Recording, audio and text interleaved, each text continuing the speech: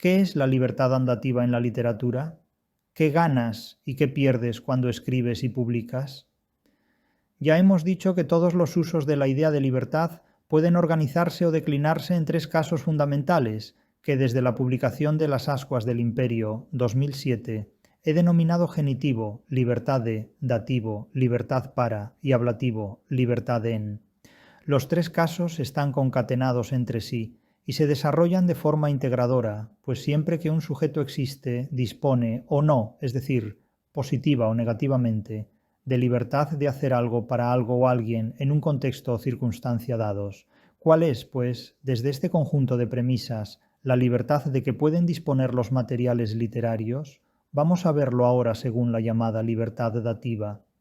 Este segundo caso, la libertad dativa o libertad para, implica y integra la libertad genitiva, es decir, en primer lugar, la acción literaria de un autor, lector o intérprete, determinado por sus potencias, facultades y voliciones, para destinar los contenidos materiales de la acción ejecutada hacia una finalidad proléptica, la cual imprime a la libertad una dimensión teleológica de cuyo éxito o fracaso dependerán futuras condiciones evolutivas en las que, como destinatarios, pueden estar implicados tanto sujetos humanos, nuevos autores, lectores e intérpretes, como objetivos operatorios, la aparición de nuevas obras literarias que recogen y objetivan influencias de obras anteriores. Y en segundo lugar, como se acaba de sugerir, implica también la acción literaria de una obra que, como texto, es susceptible de establecer relaciones intertextuales con el conjunto de obras que, anteriores y posteriores a ella, forman parte de la literatura como sistema.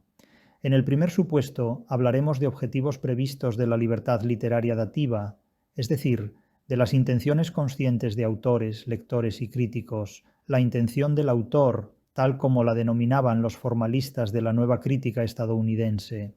mientras que en el segundo supuesto se hablará de consecuencias, tanto previstas como imprevistas, de la libertad literaria dativa, esto es, de los logros, repercusiones e influencias alcanzadas, geográfica e históricamente, por la obra literaria, como texto, respecto a otras obras literarias efectivamente existentes.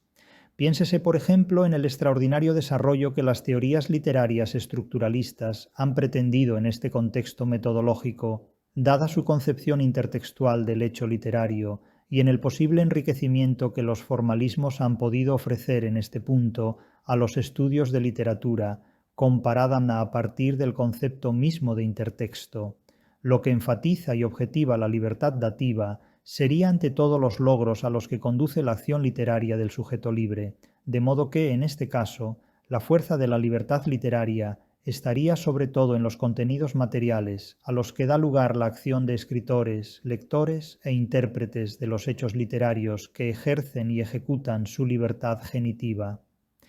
La libertad dativa puede resultar positiva o negativa, no por la implicación en el curso de las operaciones ejecutadas de las potencias, facultades o voliciones de los agentes literarios, sino sobre todo por relación al grado de eficacia, intervención o impacto que demostrará el resultado teleológico de la acción literaria llevada a cabo. La noción de influencia es aquí fundamental,